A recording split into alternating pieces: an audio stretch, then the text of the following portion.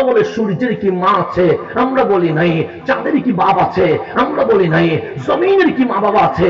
আমরা বলি নাই। তো যে আল্লাহ সূর্য, আসমান, জমিন, চাঁদ, গ্রহ, উপগ্রহ মা বাবা ছাড়া বানাইতে পারে, সেই আল্লাহ তুমি বান্দারেও মা বাবা ছাড়া বানাইতে পারে কি পারে না?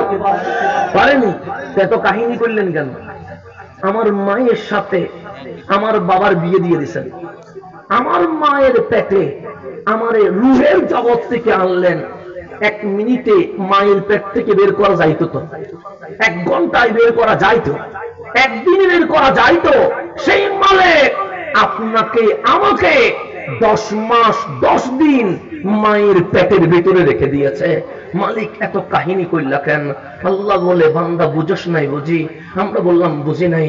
আমি সূর্যও বানিয়েছি, চাঁদও বানিয়েছি, আসমানও বানিয়েছি, জমিনও বানিয়েছি, সমুদ্র বানিয়েছি।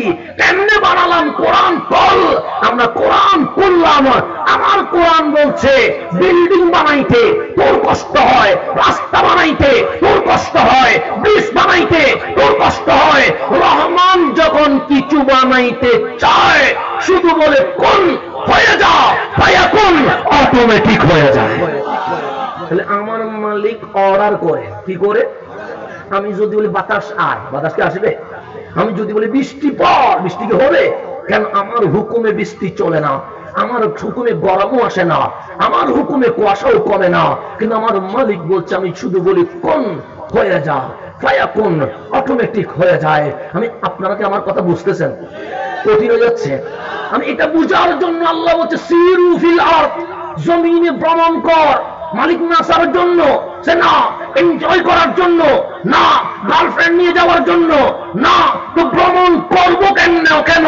আল্লাহ বলে যত বেশি ভ্রমণ করবি তত বেশি তুই রহমানকে খুঁজে পেয়ে যাবে। আল্লাহ হচ্ছে সিরু ফিল আরদ, জমিনে কি কর? ভ্রমণ কর। ফিল আরদ, জমিনে ভ্রমণ কর, আল্লাহর কুদরত খুঁজে পাবে। আমি এই আয়াত পড়েছিলাম ক্লাস 8-এ। কক্সবাজারে গেলাম, পানি ছাড়া কিছু বুঝি পাই নাই। সেন্ট মার্টিন গেলাম, একটা উপদ্বীপ ছাড়া কিছু খুঁজে পাই নাই। বান্দরবন রাঙ্গামাটিতে সবুজ শ্যামল পাহাড় ছাড়া কিছু পাই নাই। সিলেটের জাফলংয়ে গেলাম, পাথরের উপর পানি ভেসে যায়, এটা ছাড়া কিছু পাই নাই। মালিক তুমি বলেছো সিরু ফিল আরদ, জমিনে ভ্রমণ কর, আমি আল্লাহর কুদরত খুঁজে পাবে। ওই কক্সবাজারে গেলাম, পাই নাই তো। সেন্ট মার্টিনে গেলাম, পাই নাই তো। সিলেটের জাফলংয়ে গেলাম, পাইলাম না তো। রাঙ্গামাটি বান্দরবন গেলাম, পাইলাম না তো। খোদার কসম, আমি যখন মিশরে গেলাম যেন আমার অন্তর বলছে আমি মওলার কুদরত খুঁজে পেয়ে গেছে।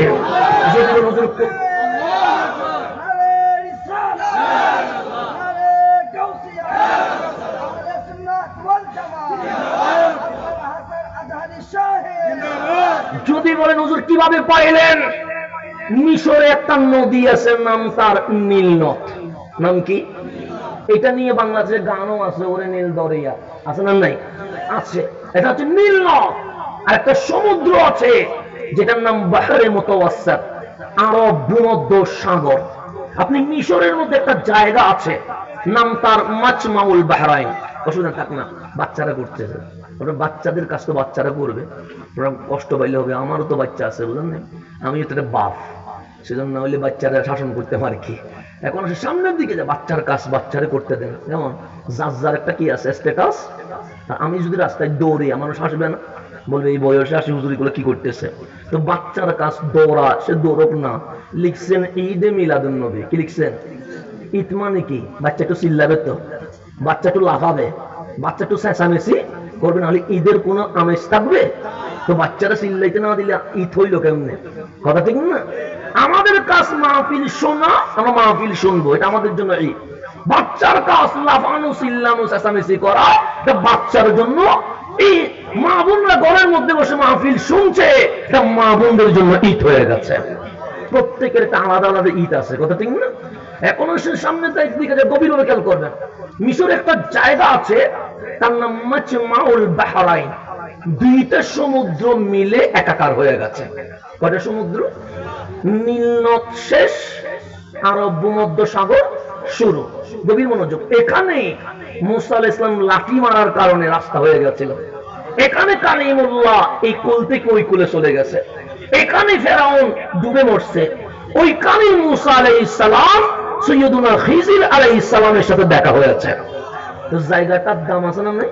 আছে। নাম হচ্ছে মাজমাউল বাহরাইন। আল্লাহ কোরআনে বলছে সূরা রহমানে, সূরা রহমানের মধ্যে বলছে যে মারাজাল বাহরাইনে ইয়ালতাকিয়ান। কোরআন আছে, কোরআনে এই জায়গার কথা বলছে মারাজাল বাহরাইনে ইয়ালতাকিয়ান।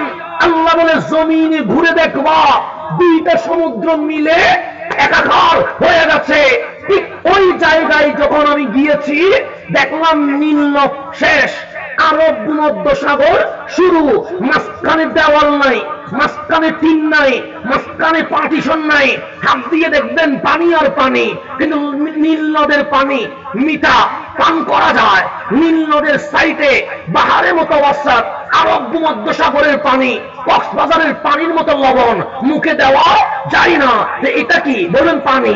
এটার মধ্যে চিনি ডাললে বলবেন শরবত, এটার মধ্যে লবণ ডাকলে বলবেন অরসালাইন। কেন? পানির কাজ নিয়ে নেওয়া।